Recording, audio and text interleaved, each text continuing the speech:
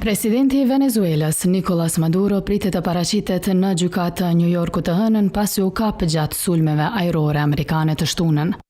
Udhëheqësi i rrëzuar përballet me akuza të lidhura me trafikun e drogës. E jashtë burgut të Brooklynit, ku ai përmbahet, të dielën u mblodhën disa dhjetra protestues me turmën që brohoriste nuk do të paguajnë për luftën dhe masakrën.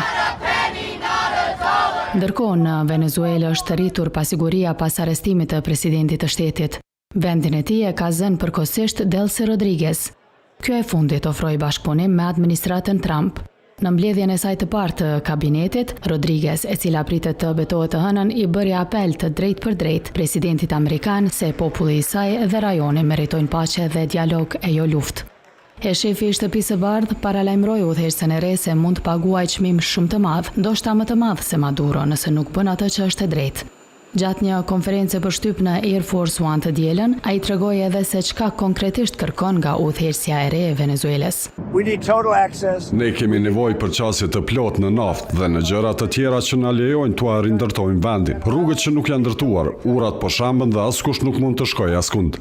Rodriguez shërbeu si zëvendës presidente e Maduros që nga viti 2018, duke mbikëqyrur pjesën më të madhe të ekonomisë së Venezuelës që varet nga nafta.